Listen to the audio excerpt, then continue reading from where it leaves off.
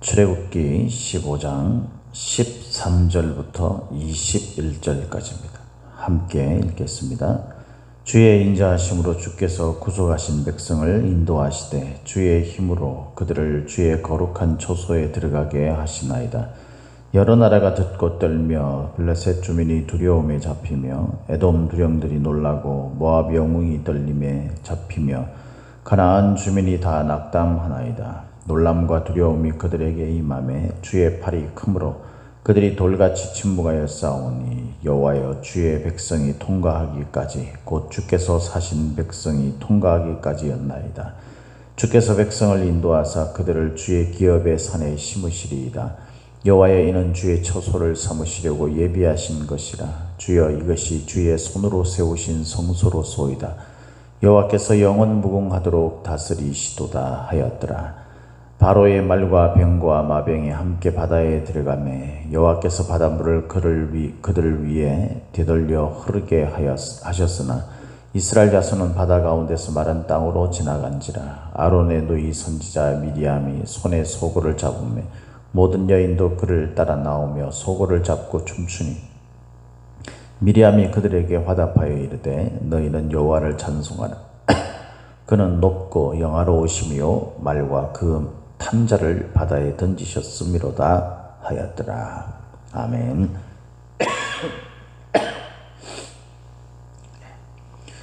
예, 오늘도 저와 여러분에게 하나님의 함께 하시는 충만하신 은혜가 임하기를 예수님의 이름으로 축복합니다. 오늘 우리가 읽은 이 말씀을 가지고 주의 성전이라는 제목으로 함께 말씀을 나누고자 합니다. 오늘 우리가 읽은 이 본문 말씀은 이제 15장 1절부터 해서 모세의 노래죠. 모세의 노래.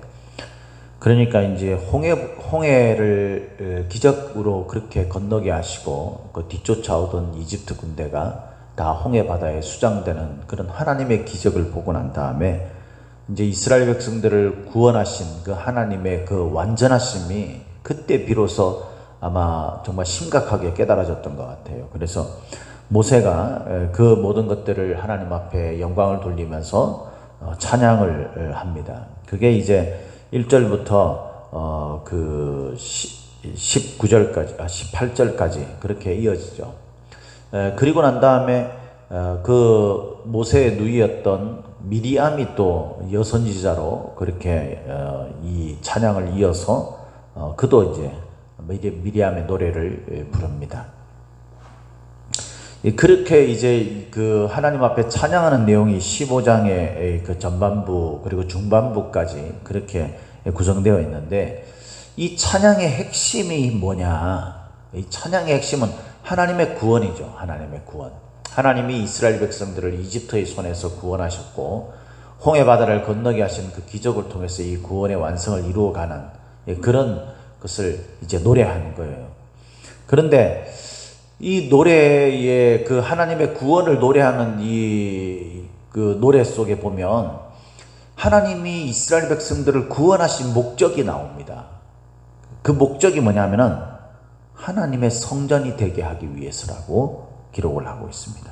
오늘 본문에 보면 주의 거룩한 초소가 되게 한다, 뭐 성전이 되게 한다, 뭐 이런 주의 초소로 삼으셨다, 이런 이야기가 이렇게 반복해서 나오게 됩니다. 우리가 13절에 보니까 주의 인자하심으로 주께서 구속하신 백성을 인도하시되 주의 힘으로 그들을 주의 거룩한 초소에 들어가게 하시나이다.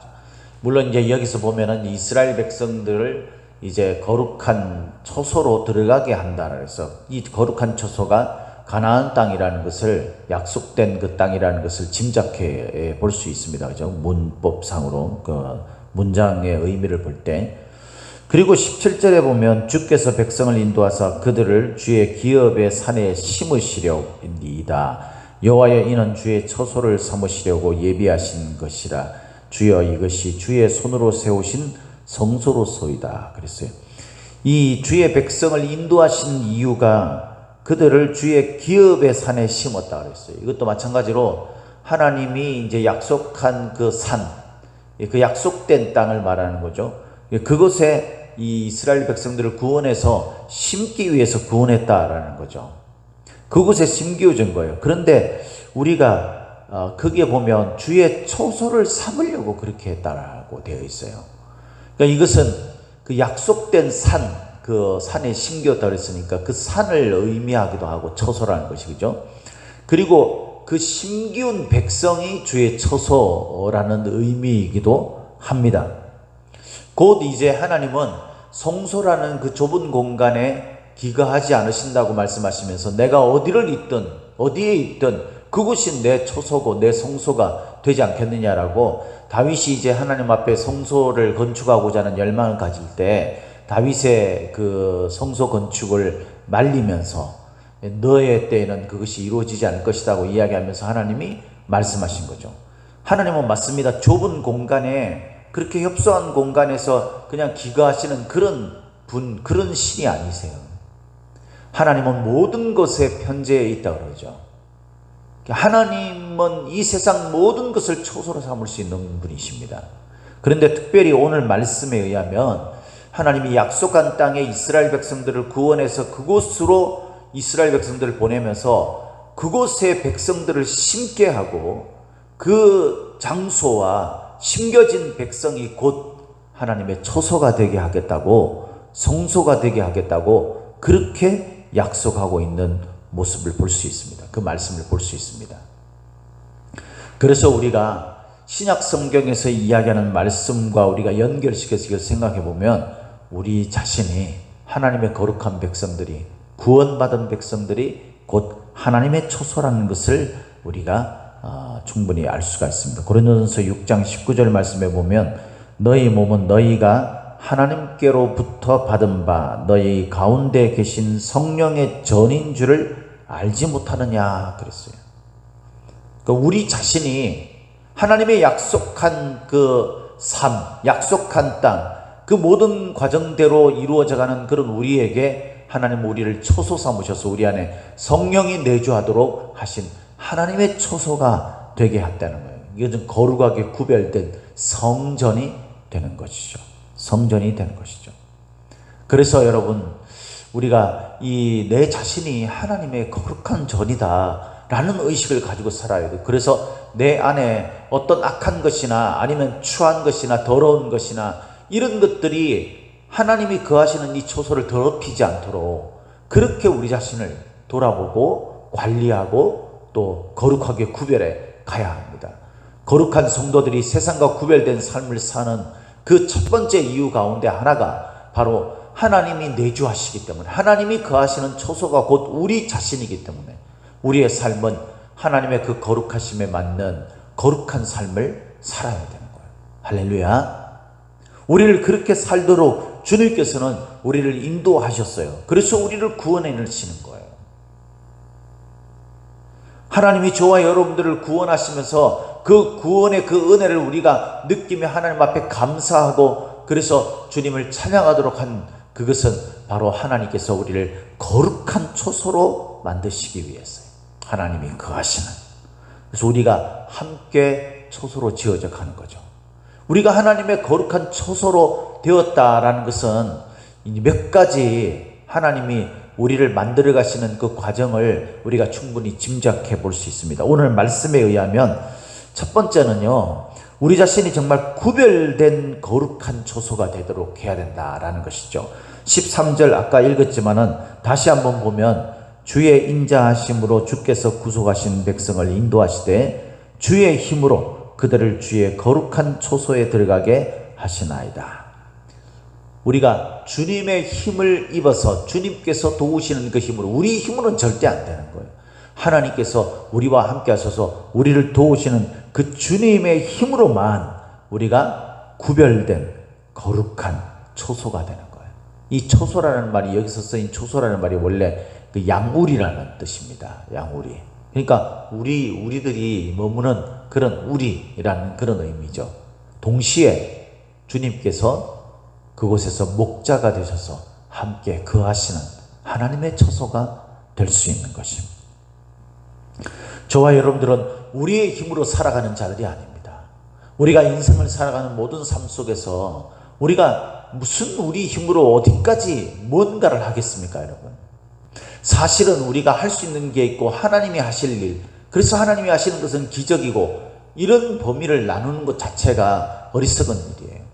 왜냐하면 주님께서 우리를 사셨기 때문에, 우리를 이집트의 노예 생활 종로로 타던 그 이스라엘 백성들을 구원하던 죄의 종로로 타던 우리를 구원하셔서 주님의 것으로, 주님의 장자로, 주님의 백성으로, 주님의 아들로 삼으셨기 때문에 우리가 하나님에게 그 소유되어진 그런 하나님에게 붙들린 하나님의 것이 되었습니다. 그래서 여러분, 우리가 구원받은 자로서 우리 자체가 구원된 그 모든 순간 내 힘이 아니라 하나님의 은혜로 된 것이고, 그 하나님의 은혜로 인해서 우리가 살아가는 모든 삶 속의 신앙생활이 하나님의 은혜로 되어지는 거예요. 그렇게 될 때 우리가 하나님 앞에서 거룩한 초소로 세상과 구별된 그리스도인의 삶을 살 수 있게 되는 것입니다. 여기서 인자하다라는 이 말이 바로 유명한, 여러분들도 잘 아시는 헤세드라는 말이에요. 이 헤세드라는 말은 몇 가지 그 의미의 뜻이 있는데, 첫 번째는 은혜라는 뜻이 있고, 두 번째는 충성, 충실, 그런 뜻이 있고요. 세 번째는 바로 선함이라는 뜻이 있습니다. 우리가 하나님 앞에서 구별된, 이 세상과 구별된 하나님의 초소, 하나님의 백성으로 살아간다라는 말은 뭐냐 하면, 하나님의 헤세드가 곧 우리들에게 임했다라는 것이에요. 그래서 우리도 하나님의 헤세드를 가지고 살아간다는 거예요. 하나님의 은혜의 힘으로 살게 되고요. 그 은혜를 생각하면은 우리가 세상에 못할 것이 없는 거죠. 고난을 받더라도 하나님의 은혜에 감사하게 되는 것입니다. 그리고 주께서 우리에게 신실함을 보여주셨듯이 저와 여러분들도 하나님을 향해서 충성되고 충실한 모습을 보여드리는 삶을 살 수 있는 거죠. 이것이 곧 세상에서 선함으로 악을 이기는 그런 그리스도인의 삶을 살게 되는 거예요.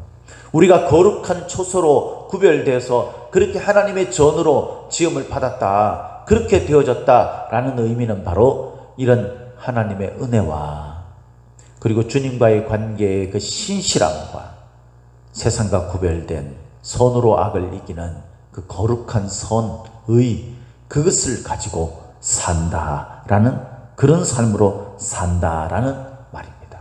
우리가 하나님의 거룩한 초소가 되었을 때 우리에게 나타나는 두 가지 특징이 있습니다.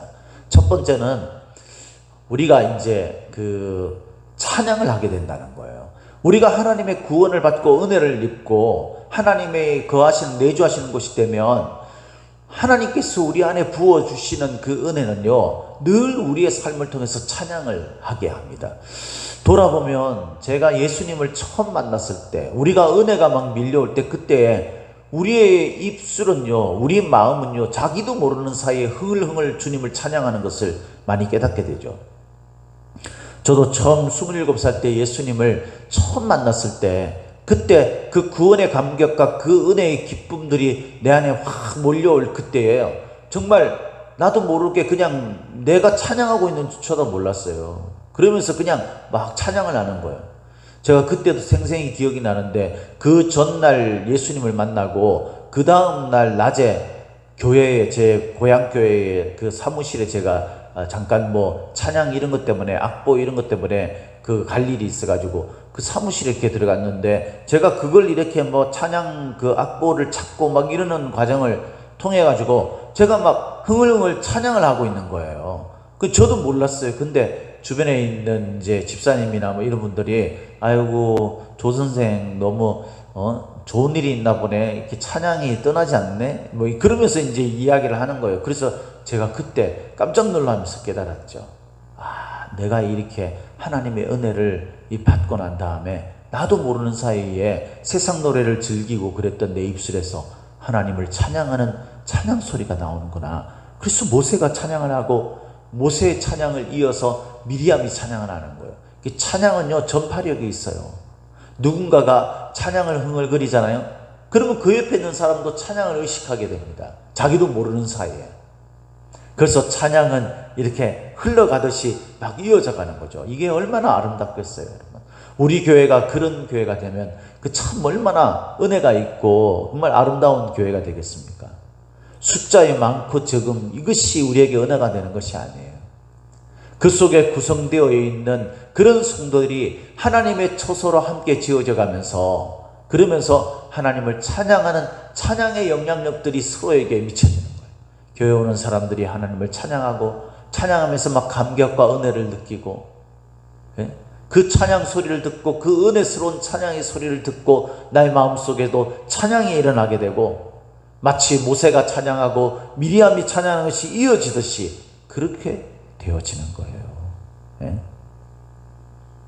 원래 이 15장에 이어지는 이 찬양이요, 이 15장에 나타나는 이 찬양이 원래는 이렇게 주고받는 찬양이었대요. 이게 이제 위경이라고 메마르마르카라는 것이 있는데, 여기에 보면은 이제 이게 찬양을 부를 때에 교대 형태로, 그러니까 인도자가 찬양을 하면 마치 우리 성시교도가 있지 않습니까? 그렇게 하는 거예요. 이게 가톨릭에 약간 전통이 좀 남아있죠. 그래서 사제가 이렇게 이야기하면 그 다음에 회중이 그게 대해서 또 응답하는 그런 찬양의 그 소리를 합니다. 이렇게 주문을 외듯이 그렇게 하는데, 곡조가 있다기보다는 그런 찬양이 이렇게 주고받는 형식으로 되어 있어요. 그래서 이 하나님의 초소로 지어져 가는 이 사람들의 두 번째 특징이 뭐냐면요, 첫 번째 특징은 찬양을 드리는 것이고, 두 번째 특징은 뭐냐면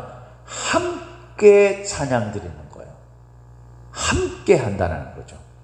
찬양의 영향력이 서로에게 전해지면서 함께 그 찬양을 만들어가면 마치 화성을 이루듯이, 화음을 이루듯이. 그래서 교회 안에는요, 서로 가진 그런 달란트를 가지고 서로가 서로를 보완해 주면서 함께 지체로 지어져 가는 것이 바로 교회 아닙니까? 에베소서 2장 22절에 보면은 성령 안에서 하나님이 거하실 초소가 되기 위하여, 다시 말해서 저와 여러분이 하나님의 초소가 되는, 하나님의 초소가 되기 위해서 어떻게 해요? 함께 그리스도 예수 안에서 지어져 간다 그랬어요. 함께. 모든 지체들이 함께 하나님의 한 초소로 지어져 가는 거예요. 성령이 내주하시는, 그 성령이 내주하시는 하나님의 전이 될 뿐만 아니라 우리가 함께 지어져 가는 하나님의 전이 되는 것입니다. 그래서 찬양은 혼자 부르는 것이 아니라 함께 부르는 거예요. 그래서 예배 시간 중에서 사실 이 찬양을 누가 독창하는 것도 참 귀한 것이지만, 그것보다는 함께 합창을 하고 이왕이면 그 각 파트가 같이 화음을 넣어서 찬양하는 그런 성가대 찬양이나 화음이 있는 그런 찬양, 모든 것이 잘 갖춰진 찬양이 정말 귀하고 하나님이 기뻐 받으시는 찬양이 되는 거예요. 그래서 성가대 찬양이 굉장히 사실은 중요해요.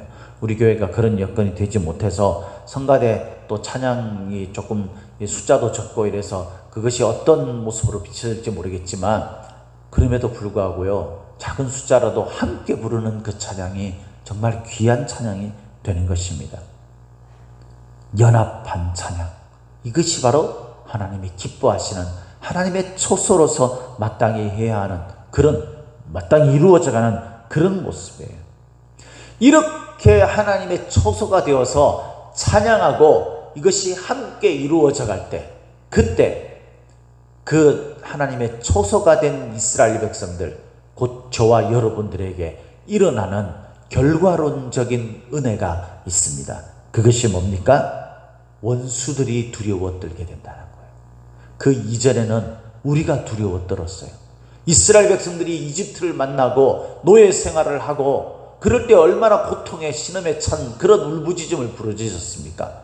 그래서 그들을 하나님께서 구원해 내셨을 때, 그때 그들이 기뻤지만 다시 이집트가 뒤쫓아오고 앞에 홍해 바다가 가로막고 있을 때, 그때 그들이 얼마나 또 두려웠습니까? 원수들이 우리를 공격해오는 이 세상의 험한 세상 속에 살아가는 우리의 삶은요, 늘 두려움과 걱정이 엄습해 오는 거예요. 왜냐하면 우리가 우리 자신이 연약한 것을 너무 잘 알고 있기 때문에. 우리가 얼마나 연약한 자입니까? 사실은 우리의 힘으로 뭘 할 수 있겠어요, 여러분? 그러나 여러분, 저와 여러분들은 주님께서 거하시는 주님의 처소예요. 곧 나는 나 혼자 있는 게 아니라 내 안에 내주하시는 성령이 계시다. 성령 하나님이 계시다는 거예요. 하나님의 영이 내 안에 함께 계시다라는 거예요. 그래서 우리는 우리의 힘으로 세상을 살아가는 것이 아닙니다. 내 안에 계신 주님의 힘으로 살아가는 자들입니다. 이렇게 되니까 주변 국가들이 모두 두려워 떨게 됩니다. 오히려 입장이 바뀌게 되는 거죠. 전세가 역전되는 거예요. 14절에 보니까 이렇게 되어 있습니다. 여러 나라가 듣고 떨며 블레셋 주민이 두려움에 잡히며 에돔 두령들이 놀라고 모압 영웅이 떨림에 잡히며 가나안 주민이 다 낙담하나이다. 놀람과 두려움이 그들에게 임하매 주의 팔이 크므로 그들이 돌같이 침묵하였사오니 여호와여 주의 백성이 통과하기까지 곧 주께서 사신 백성이 통과하기까지였나이다. 주님께서 사신 백성들이 주님이 정하신 그 약속의 장소에서 주의 처소가 되어가는 그 모든 과정에 그때까지 영원한 우리의 완벽한 하나님의 나라에 우리가 온전히 들어가서 정말 주님이 영광의 보좌에 계신 것을 우리 두 눈으로 직접 목도하고 그렇게 되는 그날까지 주님께서 우리와 함께 하시면서 곳곳에 우리를 초소 삼아 우리와 동행하시면서 악한 원수들, 우리를 공격하는 그 모든 것들을 오히려 두려워 떨게 만드는 그런 은혜를 베풀어 주시겠다는 거예요. 어떨 때요? 우리가 주의 초소가 됐다라는 사실을 분명히 인식하고 구별된 삶을 살 뿐만 아니라 우리가 하나님 앞에 찬양을 드리며 함께 그것을 지어져가는 그런 주님의 온전한 초소로 되어질 때 우리에게 이런 역사가 일어난다. 오늘도 우리를 괴롭히는 것들이 많죠. 이런저런 일을 생각하면 심란합니다. 마음이 참 왔다 갔다 하고 두려워 떱니다. 다리에 힘이 빠지고 걱정과 근심의 한숨이 저절로 나옵니다. 그러나 사랑하는 성도 여러분, 걱정하시고 염려하지 마십시오. 하나님의 헤세드, 그 은혜와 하나님의 신실하심과 그 선함과 그 사랑이 우리를 초소 삼아서 우리를 구원하셔서 우리를 완전한 곳으로 인도하시는 그날까지 우리와 함께 하시는 그 주님께서 우리의 원수들을, 우리를 힘겹게 하는 그 모든 것들을 해결해 주시는 그 기적을 일으킴으로 말미암아 그것들이 오히려 우리를 향해 두려워 떠는 그런 모습으로 만드시고 그것을 경험하는 우리들이 하나님 앞에 함께 찬양하며 화음을 이루며 찬양하는 그런 삶이 바로 성도의 삶이라는 것을 꼭 기억하시고 우리가 폐잔병처럼 살지 말고요, 주의 처소로 당당하고 자부심을 가지고 구별되게 하나님 앞에 찬양하며 기쁨으로 능력 있게 살아가는 저와 여러분이 되시기를 예수님의 이름으로